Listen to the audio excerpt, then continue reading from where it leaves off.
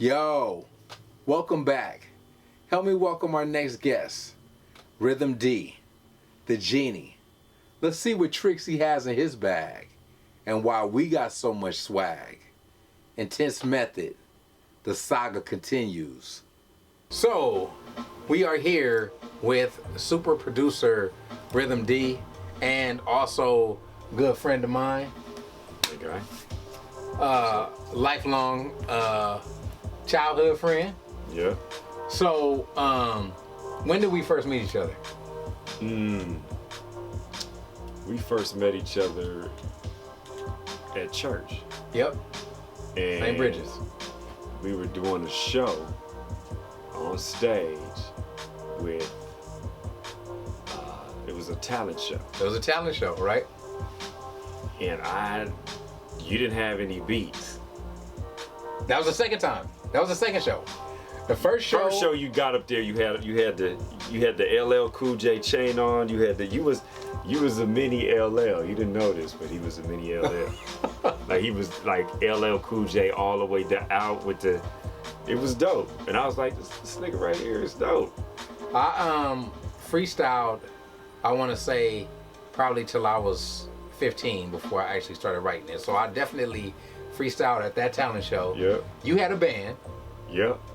Your band performed. Mm-hmm. And I was singing. Yeah, you were. Band, yeah. Yep. And I performed to a 45 record that I picked up from a record store, and I want to say it was a Dream Team record. Old King Cole was a Mario, so he wore ballet boots and the neck full of gold. I didn't originally like the song that I performed to, but it was the only instrumental I could find. So I went and I performed. This was on 54th and Western. That was the first year. And then we saw each other, I want to say, over the course of the year. Yeah. But the following year, you were back with your band, but this time, instead of you guys playing live instruments, because you play piano Yeah. and you were singing Yeah. the first time. The second time, you had a drum machine, and I didn't have a beat. And I was like, hey man, you was like, I can make you something real quick. Where did I get that shit? I have no idea. I have no Where idea. did I get a no, drum you know what it machine? was? It was actually like a Dr. Rhythm. What in the hell did it was black, huh? Yes. Yes. It wasn't even like the 808 or anything like that. No. Where did I get that? I want to say, or I don't know. Because later on we bought equipment from pawn shops. But it was prior to that. So it might have been your parents. Somebody probably bought it for you. Yeah. But you had a drum machine. Yeah, and it you was programmed before I had the SB1200. way before. So you made a beat for me. Yeah. I rocked to that, and then after that, it was pretty much, we need to get down. Yeah, and that's what started us in hip hop. Yep. That's what started me working with you. Yeah. You remember how we used to come up with songs? Yeah, we used to be on the phone. I would be beatboxing while you was writing the rhymes, and we had like about your granddad used to get us some studio time at Markey and Studio for like 3 hours, and 3 hours was like maybe $150 or $200, and we had to do 3 songs in 3 hours.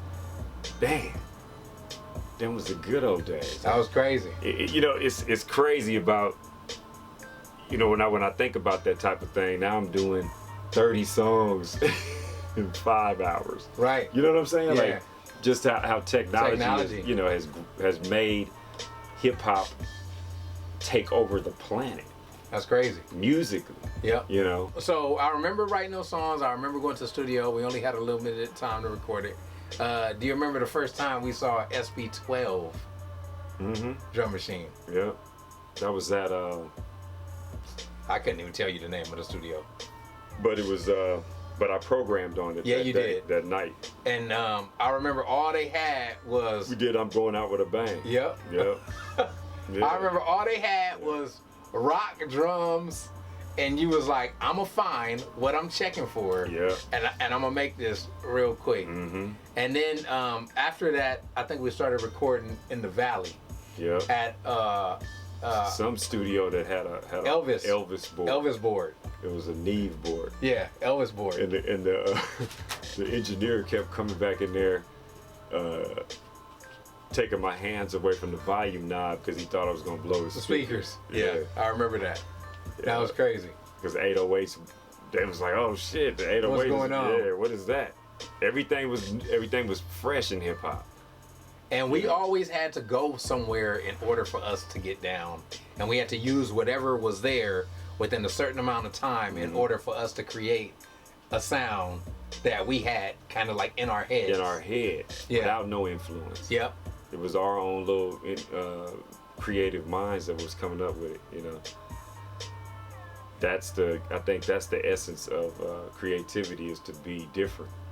So discography wise, so we went from making demos to clubbing to record labels to you actually became like your own person, and we always created music together. So do you remember the style that we named your music? Like Teddy Riley was out. Intense Method. Yeah, and he had the New Jack Swing.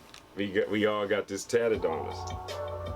This is the hip hop crew. This is where we started at. This is the roots of Rhythm D and Busy Bell, Biz Bell, Biz, SAB. But that comes, we got to talk about all that too when we started something else. Yeah, for sure. I remember we turned in some projects that we had recorded. I remember recording on 50 million hours of studio time. It was awesome. For like, I want to say 3 or 4 years. It's probably the most we ever recorded, but we got into a certain zone. I remember leaving Audio Achievement once everybody else was there and going to Powerhouse in order to create an Intense Method sound that was different from everything else that you were producing. That's what it was called, Powerhouse Studios. Yeah, damn. I forgot about that. It had a little vibe too. Yeah. And we captured that vibe and maxed on it. Ruthless is paying that bill? Yeah, buddy. Remember, the coolest thing I think about Ruthless was us, or when I say us, I mean me and Sab, not actually signing, but through your deal, there was always cheddar. It was always a healthy and good situation. Yeah. It never was ill. That was my whole rap career and hip hop career has been fun. And you know what I'm saying? Like I've had a lot of blissful moments where I've been able to bless the people that are around me based on what I've been able to accomplish with the talent that I was given. So it was more or less like, damn, you always put your homies in the game when, the people that you came up with, once you get it going. So I've always had that model, and it works to this day. It was my pleasure to do that because I can't. What would I look like? Who else would I have fucked with? Like, you know what I'm saying? That I had already been in the trenches with all those years. You know what I'm saying? That's you got to look at it like I came up with y'all, so I had to do that. It's part of hip hop. It is what it is. Whether we grow old or not at 90, it's, you know what I'm saying? Like you can't stop this. It is what it is. Right. I think it's the purpose of basically doing this type of interview and talking to you guys is mainly to show a hip hop lifestyle that never went away. Whether it was platinum records out, right, or not. Whether it was recording demos or recording $1 million studios. Whether it was going on tour or staying home and recording in the garage. Yeah, it's just hip hop. It's hip hop. It's a lifestyle. Yeah, it's a lifestyle. Yeah, and you have to be a lifer in it. You can't dibble and dabble in it, or you're not true to it. You know what I mean? You got to be all in.